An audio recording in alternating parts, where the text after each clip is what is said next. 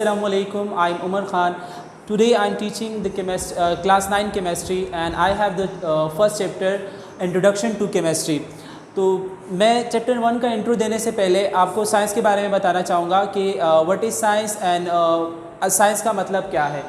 तो सबसे पहले साइंस जो है वो लैटिन वर्ड है, लैटिन वर्ड जिसकी मीनिंग है नॉलेज।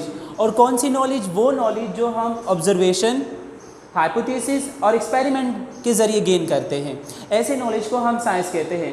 ठीक है। अच्छा, अब साइंस की भी काइंड होती हैं। साइंस की 3 काइंड है, जो कि आपके पास एक है यूनिवर्सल साइंस, दूसरा है आपके पास सोशल साइंस, तीसरा है आपके पास फॉर्मल साइंस। अगर मैं यूनिवर्सल साइंस की बात करता हूँ तो यूनिवर्सल साइंस की मेरे पास आ जाती है 3 ब्रांचें, bio, chemistry and physics. Social science जो आप लाइक एसएसटी पढ़ते हैं और आप मतलब सोसाइटी के बारे में जितनी भी स्टडी होती है उसको हम सोशल साइंस कहते हैं। और फॉर्मल साइंस वो साइंस होता है लाइक मैथमेटिक्स, ठीक है, और जितनी भी मैथमेटिकल एक्सप्रेशन वगैरह के बारे में आप पढ़ते हैं उनको हम फॉर्मल साइंस कहते हैं। तो अभी मैं आ जाता हूँ यूनिवर्सल साइंस की ब्रांचेज में। तो बायोलॉजी है, केमिस्ट्री है एंड फिजिक्स है। तो मैं केमिस्ट्री पढ़ा रहा हूँ, मैं केमिस्ट्री की डिफिनेशन ये है, the study of matter, composition, properties, chemical changes and its laws. Composition यानी मैटर कैसे कंपोज हुआ है, किन किन चीज़ों से मिलके बना है, क्या उनके फार्मूलाज है, किन लॉज को मिलके वो बना है। प्रॉपर्टीज़, मैटर की क्या प्रॉपर्टीज़ है, उसका मेल्टिंग पॉइंट क्या है, उसका बॉइलिंग पॉइंट क्या है, उसकी सब्लिमेशन कैसी होगी, यानी वो किस स्टेट में है, उन तमाम तर प्रॉपर्टीज़ के बारे में जानना केमिस्ट्री में हम स्टडी करते हैं। अच्छा, उसके अलावा chemical changes and its laws. Chemical changes यानी कि केमियाई रिएक्शन के दौरान, केमिकल रिएक्शन के दौरान जितनी भी चेंजेस अकर होती है उनकी स्टडी हम केमिस्ट्री में करते हैं। और वो रिएक्शन के दौरान जितनी भी हम लॉज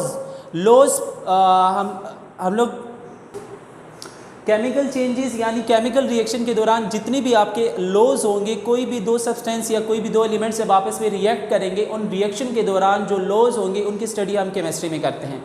तो ये आपके पास केमिस्ट्री की डिफिनेशन। इसके अलावा केमिस्ट्री की ब्रांचेज हैं, organic chemistry, analytical chemistry, inorganic chemistry, physical chemistry, industrial chemistry, nuclear chemistry and environmental chemistry. काफ़ी सारी ब्रांचेस है, लेकिन मैंने यहाँ पे सिर्फ 7 लिखे हैं ताकि मैं आपको शॉर्ट इनको डिफाइन कर सकूँ। सबसे पहले आपके पास ऑर्गेनिक केमिस्ट्री है। जितनी भी ऑर्गेनिक कंपाउंड्स होते हैं जिनमें हाइड्रोकार्बाइड्स होते हैं, उनकी स्टडी हम ऑर्गेनिक केमिस्ट्री में करते हैं। और उसके अलावा एनालिटिकल केमिस्ट्री, इंडस्ट्रीज़ में जितनी भी क्योंकि इंडस्ट्री में बहुत ज़्यादा जितनी भी चीज़ें बनती वो बड़े पैमाने पे बनती, उनके पैमाइश के लिए और उनको मेयर करने के लिए जो उनकी स्टडी होती है वो हम एनालिटिकल केमिस्ट्री में करते हैं। इनऑर्गेनिक केमिस्ट्री तमाम तर उन चीज़ों की स्टडी जिनमें जो कि एक्सेप्ट कार्बन, हाइड्रोजन के अलावा जितनी भी आपके पास कंपाउंड्स होंगे उनकी स्टडी जो होगी वो हम इनऑर्गेनिक में करेंगे। फिज़िकल केमिस्ट्री में हम लोग रिएक्शन के दौरान और किसी भी रिएक्शन पे लागू होने वाले लॉज जो होते हैं उनकी स्टडी करते हैं। लाइक अगर हम लोग कार्बन और ऑक्सीजन की रिएक्शन की बात करें तो कार्बन अगर आपके पास क्वांटिटी में 1 है और ऑक्सीजन भी क्वांटिटी में 1 है, अगर ये दोनों रिएक्ट करते हैं तो कार्बन मोनोऑक्साइड बनता है। अगर यही कार्बन के साथ 2 ऑक्सीजन के एटम्स मिलते हैं तो वो आपके पास कार्बन डाइऑक्साइड बन जाता है। तो ये एक लॉ है कि जब एक कार्बन के साथ एक ही ऑक्सीजन मिलेगा तो कार्बन मोनो बनेगा, और जब एक कार्बन के साथ 2 ऑक्सीजन मिलेंगे, रिएक्ट करेंगे, तो आपके पास कार्बन डाइऑक्साइड बनेगा। तो इस तरह के लॉस के बारे में हम फिजिकल केमिस्ट्री में स्टडी करते हैं। अच्छा, अब आते हैं इंडस्ट्रियल केमिस्ट्री में। इंडस्ट्रीज़ में लाइक आपके पास बनता है ग्लास, पेपर, सीमेंट, बहुत सारी चीज़ें इंडस्ट्रीज़ में बनती। उन तमाम तर चीज़ों की प्रिपरेशन के बारे में कि वो किस तरह प्रिपेयर होते हैं इंडस्ट्रीज़ में, उनकी स्टडी हम इंडस्ट्रियल केमिस्ट्री में करते हैं।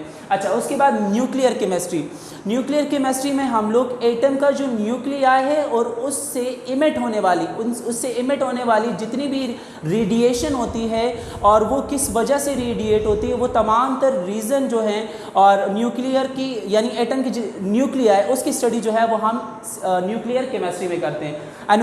एनवायरमेंटल केमिस्ट्री में हम लोग एनवायरनमेंट की स्टडी करते हैं on the basis of chemistry के एनवायरनमेंट में अगर आपके पास चेंजेस आती हैं, लाइक अगर आपके पास समटाइम जो मौसम होता है वो गर्म हो जाता है, तो ये क्यों हो रहा है, ये क्या रिएक्शंस हो रहे हैं ऊपर बादलों में, या फिर किस वजह से ये आपके पास मौसम जो है वो हॉट हो रहा है, या फिर आपके पास रेनी मौसम आ रहा है, तो वो क्या ऐसी रिएक्शन मौसम में हो रहे हैं जिसकी वजह से वो आपके पास बारिश हो रही है। तो जितनी भी इन्वायरमेंटल स्टडीज़ होंगी on the basis of chemistry, वो हम एनवायरमेंटल केमिस्ट्री में करेंगे। अच्छा, अब आते हैं, अब मेरे पास जो नेक्स्ट टॉपिक है इस चैप्टर का वो है कंट्रीब्यूशन ऑफ साइंटिस्ट। तो कंट्रीब्यूशन ऑफ साइंटिस्ट में मेरे पास मैंने यहाँ पे मुस्लिम साइंटिस्ट 3 साइंटिस्ट लिखे हैं, जबकि बुक में आई थिंक 5 साइंटिस्ट है, तो मैंने यहाँ पे 3 लिखे और इनकी 3 कंट्रीब्यूशन लिखी हुई है। सबसे पहले जो मेरे पास मुस्लिम साइंटिस्ट है वो है जाबिर बिन हयान। इन्होंने इनकी कंट्रीब्यूशन थी मेथड ऑफ एवोपरेशन।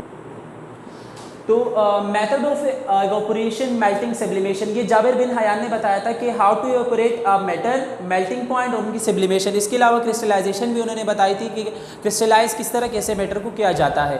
ठीक है, तो इससे पहले मैं आपको बताऊं कि ये जो आपके पास मुस्लिम साइंटिस्ट है और कंट्रीब्यूशन ऑफ साइंटिस्ट है, ये दो पीरियड्स में डिवाइड होती है। फर्स्ट पीरियड आपके पास है ग्रीक पीरियड, दूसरा आपके पास आ जाता है मॉडर्न पीरियड। ग्रीक पीरियड जो था वो बहुत ही शॉर्ट था, उसमें जस्ट हमें जो बेसिक थ्योरी दी थी वो ये दी थी कि जो लाइफ है वो सिर्फ और सिर्फ 4 एलिमेंट पे कंसिस्ट करती है। वो एलिमेंट है आपके पास एयर, वाटर, अर्थ, फायर और अर्थ। ये चार एलिमेंट है आपके पास। इन 4 एलिमेंट्स पे लाइफ जो है वो कंसिस्ट करती है। जबकि मॉडर्न केमिस्ट्री जो है, मॉडर्न केमिस्ट्री पीरियड जो है वो उसमें काफ़ी सारी कंट्रीब्यूशन हुई और काफ़ी सारे साइंटिस्ट ने उसमें पार्ट लिया।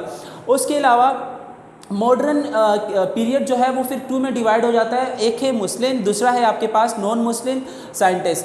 तो मैं मुस्लिम के बारे में बता रहा हूँ। जाबिर बिन हयान ने method of evaporation, melting, sublimation जो है वो कंट्रीब्यूट किया था। इसके अलावा उसने मैग्नीज डाइऑक्साइड जो है उसको यूज़ किया था आयरन को प्रिवेंट करने के लिए, मतलब जंग लगने से किसी भी आयरन या किसी भी मेटल को कैसे प्रिवेंट किया जाता है मैग्नीज डाइऑक्साइड के मेथड से। उसके अलावा उन्होंने एक्वारिजिया बनाया था कि जितनी भी नोबल मेटल्स हैं उनको कैसे डिज़ोल्व किया जा सकता है।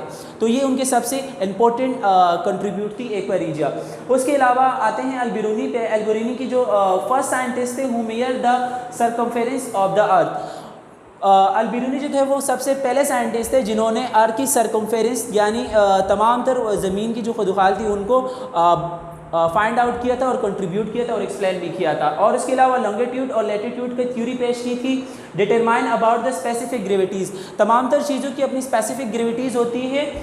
अल-बिरूनी ने उसके बारे में बताया था। आई थिंक उन्होंने 18 और 17 स्टोन्स लिए थे और उन तमाम तर स्टोन्स की उन्होंने डिफरेंट और स्पेसिफिक ग्रेविटीज़ के बारे में बताया था कि जितनी भी चीज़ें दुनिया में उन तमाम तर चीज़ों की स्पेसिफिक ग्रेविटी होती है। लाइक अगर मैं कोई वेटेड चीज़ को फॉल कराता हूँ तो वो ज़मीन में मतलब जल्दी उसकी तरफ जाएगा। और अगर कोई लाइट होती है मेरे पास, कोई भी चीज़ लाइक पेपर या कोई फर मेरे पास होता है, अगर मैं उसको फॉल करवाता हूँ तो वो जो है मतलब जल्दी ज़मीन पे नहीं जाएगा, थोड़ा सा टाइम लेगा। ये इस वजह से क्योंकि उसकी अपनी स्पेसिफिक ग्रेविटी है और जो वेटेड चीज़ है उसकी अपनी स्पेसिफिक ग्रेविटी है। अच्छा, उसके बाद आते हैं इब्न सीना पे। Prepare more than 70 medicine. Ibn Sina ने जो है मोर देन 70 मेडिसिन प्रिपेयर की थी और उसके अलावा road 100 book on different subjects. 100 से ज़्यादा 100 बुक लिखी थी उन्होंने डिफरेंट सब्जेक्ट पे। Reject the idea of that base metal can not be converted into gold, कि कोई भी बेस मेटल जो होता है उसको हम कन्वर्ट नहीं कर। तो ये थी आपके पास मुस्लिम साइंटिस्ट की कंट्रीब्यूशन। अब आते हैं होम असाइनमेंट पे। होम असाइनमेंट आपका है right the 2 contribution of any 3 non Muslim scientist in the field of chemistry. आपने किसी भी 3 नॉन मुस्लिम साइंटिस्ट की 2 कंट्रीब्यूशन लिखनी है। ये आपका होम असाइनमेंट है। आई होप आपको समझ में आ गया होगा। Thank you so much. अस्सलाम।